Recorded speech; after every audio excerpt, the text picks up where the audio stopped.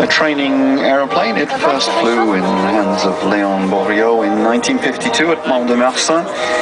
The result of a cooperation between three musketeers, and as is always the case with three musketeers, there were four of them: Gaston Fouga, Pierre Mauboussin, Robert Castello, and Joseph Szydlowski.